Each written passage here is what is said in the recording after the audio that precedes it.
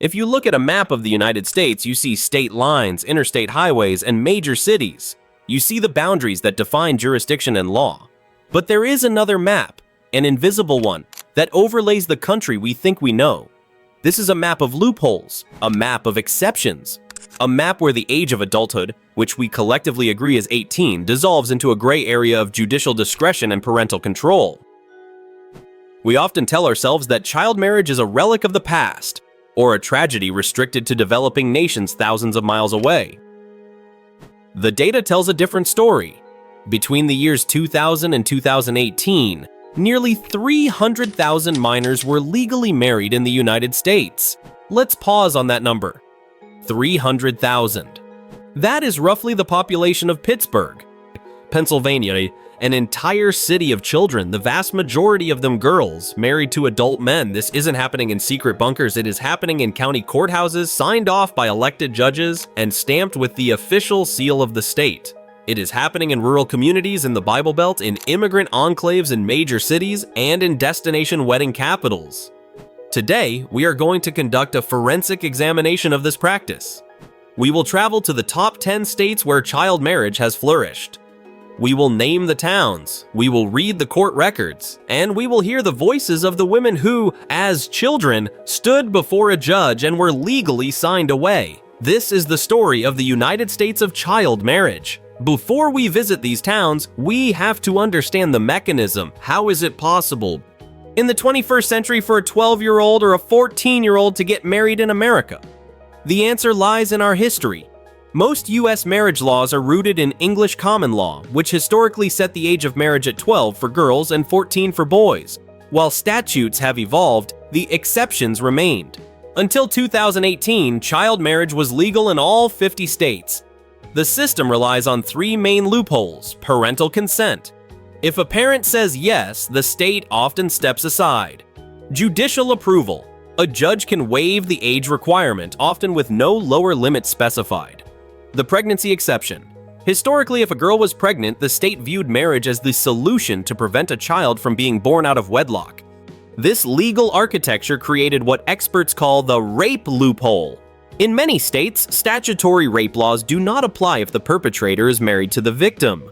Marriage becomes a get-out-of-jail-free card, and once married, these children enter a legal twilight zone. They are considered emancipated minors. They lose the protection of Child Protective Services. Yet, because they are under 18, they cannot sign a lease, open a bank account, hire a divorce attorney, or even check themselves into a domestic violence shelter. They are legally trapped. With that context, let's begin our journey into the heart of the issue. We start at number 10, Mississippi. The Deep South has long been a focal point for this issue, and Mississippi's laws have historically been some of the most permissive. We travel to Jackson, the state capital. It was here that a young girl named Genevieve Meyer found herself in 1995. Genevieve wasn't from Mississippi, she was a California girl, but California authorities had arrested a 43-year-old man for sexually assaulting her. Facing prison time, the man and Genevieve's mother devised a plan. If he married her, the charges would likely be dropped or become harder to prosecute. But they couldn't get married in California easily. So, they went jurisdiction shopping. They drove across the country, through Arizona, New Mexico, Texas, and Louisiana, searching for a state that would grant a license to a 15-year-old girl and a 43-year-old man without asking questions. They found it in Mississippi. Host. Genevieve recalls standing in a courthouse in Jackson. She was wearing a faded, polka-dot dress that had been given to her by a church lady. It was the nicest thing she owned. She remembers fighting the urge to vomit as the judge looked at her, looked at the 43-year-old man, and signed the paper. There was no investigation, no separate interview to see if she was being coerced, just a signature. Genevieve's story is the quintessential example of the interstate loophole. Even if one state tightens its laws, as long as others remain loose, predators can simply cross state lines. Mississippi served as a haven for this practice for decades. Moving north, we land at number 9, Oklahoma. Here, the statistics are driven by rural poverty and the pregnancy exception. For a long time, Oklahoma law allowed children of any age to marry if there was a pregnancy involved and a judge approved it. This created a specific cultural pressure in towns surrounding Oklahoma City and rural counties. Take the story of Samantha Butler. In 2010, she was just 15 years old and pregnant. The father was 25. In the eyes of the law, this was a crime. But in the eyes of her community, the moral solution was marriage. Because Oklahoma's process could be slow or scrutinized, Samantha's family, like Genevieve's, looked for a loophole. They drove 230 miles northeast to Jasper County, Missouri. At the time, Missouri was known as a destination for child marriage because it allowed 15-year-olds to marry with just parental consent. Host: Samantha was married in a small ceremony wearing a simple white dress 7 months pregnant. She remembers the uncomfortable stares from strangers at the courthouse. She felt like everyone knew this was wrong, but no one stopped it. She dropped out of the 9th grade. She spent the next 12 years trapped in a marriage she didn't choose, raising children while still a child herself. Oklahoma currently has one of the highest divorce rates in the country, and the correlation with early marriage is undeniable. At number 8 is Alabama, and at number 7 is West Virginia. These states represent the Appalachian Corridor, where child marriage is deeply entwined with economic survival and religious tradition.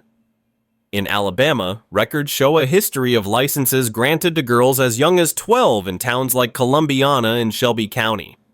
The driver here is often poverty. In economically depressed rural areas, a daughter's marriage to an older, financially established man is sometimes viewed by families as a survival strategy, one less mouth to feed, and a secure future for the child.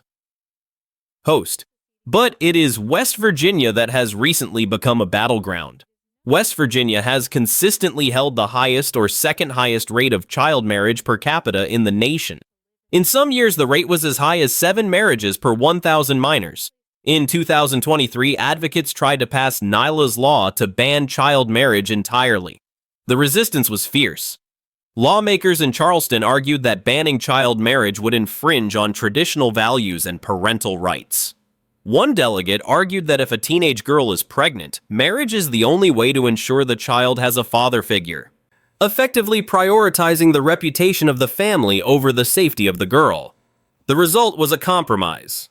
West Virginia banned marriage for anyone under 16, but it left the door wide open for 16 and 17-year-olds. While this eliminated the most extreme cases of 12 or 13-year-olds marrying, it left the vast majority of child brides who are 16 or 17 completely vulnerable to parental coercion. At number 6 is Arkansas. For years, Arkansas law was a patchwork of contradictions. It had a minimum age but a massive exception for pregnancy. This led to clusters of child marriages in rural counties like Washington and White County. There are reports of shotgun weddings occurring in towns like Pine Bluff, where the marriage license was used explicitly to avoid statutory rape prosecution. The law allowed parents to sign a consent form, and if the girl was pregnant, the judge could waive the age minimum. At number 5 is Wyoming. Wyoming presents a different challenge: isolation. In a state with vast open spaces and a strong libertarian streak, the government is often told to stay out of family business. In rural counties like Campbell and Fremont, we see high rates of teen pregnancy correlated with early marriage.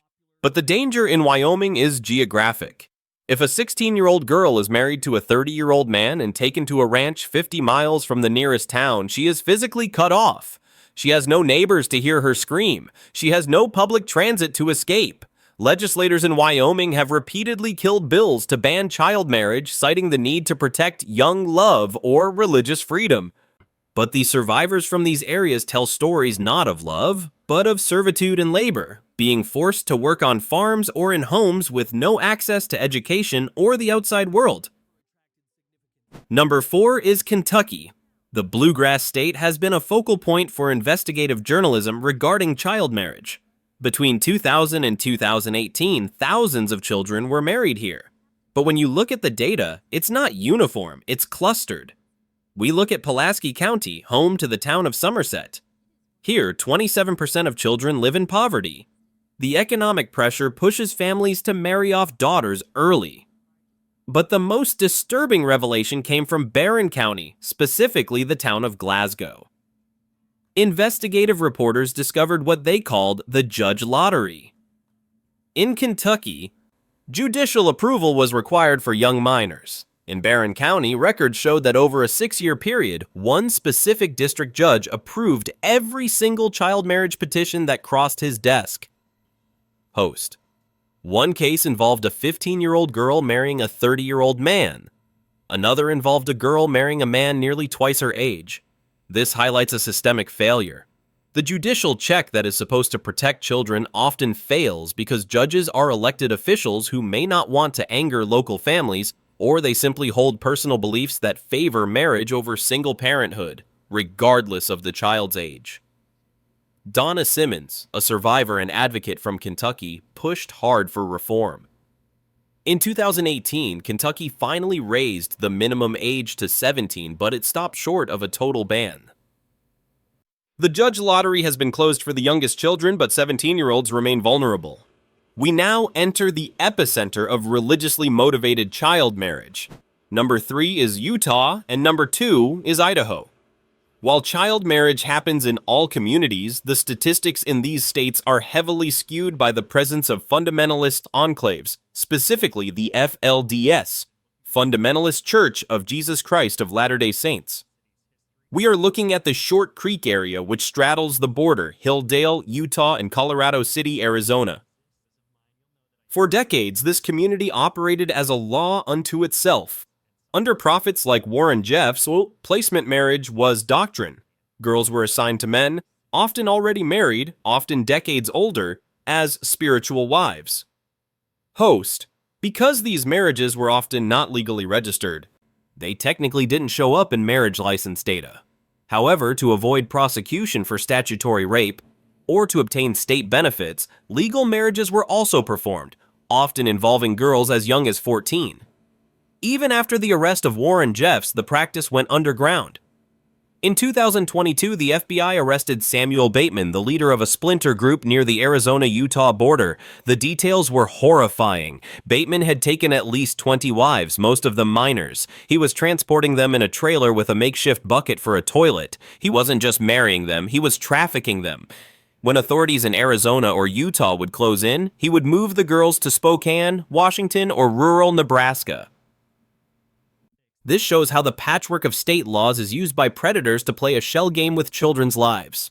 Idaho, in particular, had the highest per capita rate for years because of its proximity to these groups and its historically very loose laws. Until 2020, Idaho allowed significantly younger children to marry with judicial consent, making it a magnet for those fleeing stricter laws in neighboring states.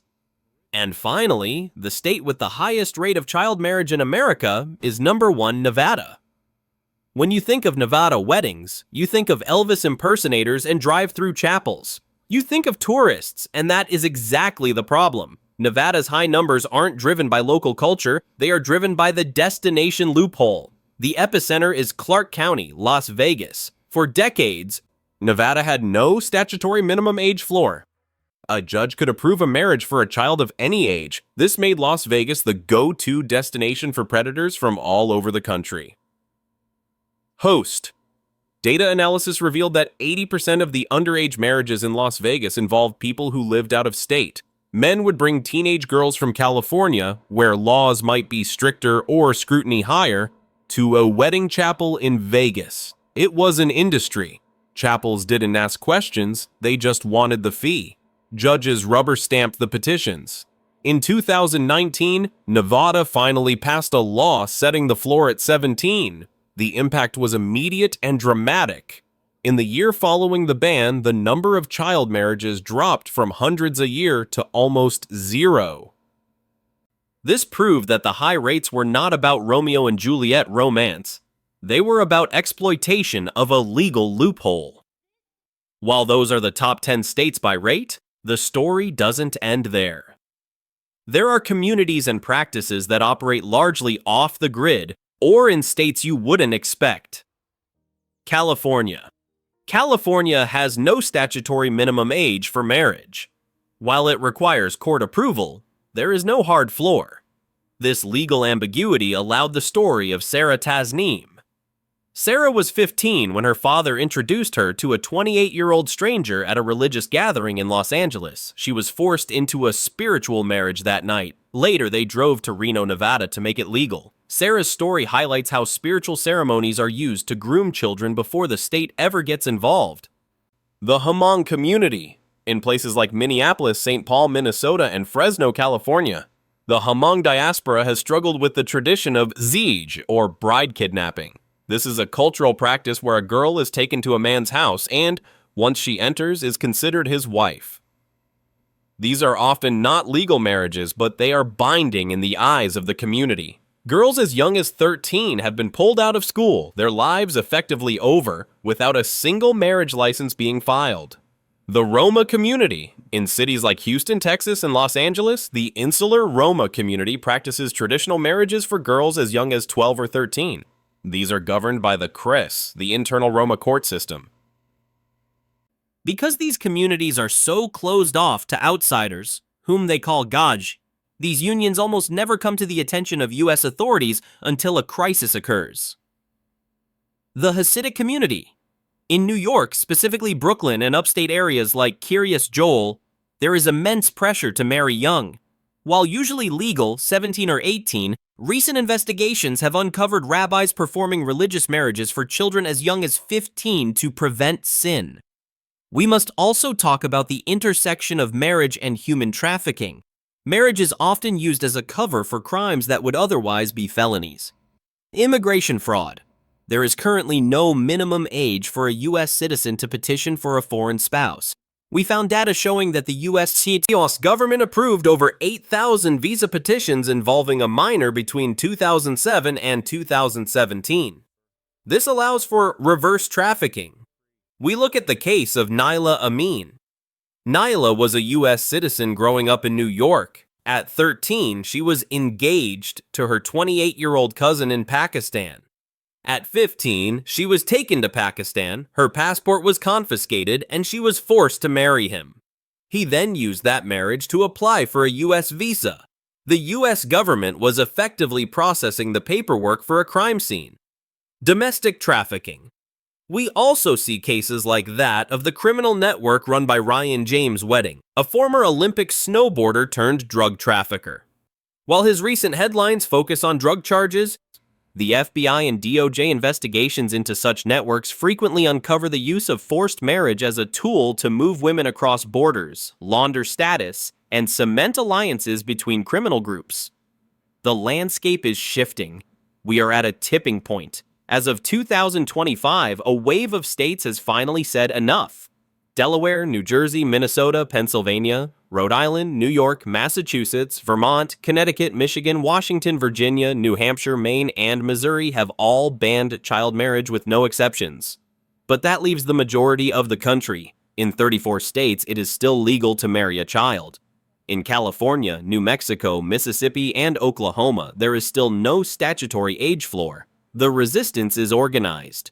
In West Virginia and Wyoming, lawmakers argue that marriage prevents single motherhood and protects religious freedom. But the survivors, Genevieve, Sherry, Sarah, Naila, they tell us that marriage did not protect them. It imprisoned them. It turned their rape into a marital duty. It turned their abusers into their guardians. And it turned the state into an accomplice. This is not a problem of the past. It is a problem of the present. And until every state draws a hard line at 18, the United States will remain a patchwork of protection, where a child's safety depends entirely on the zip code where they happen to live.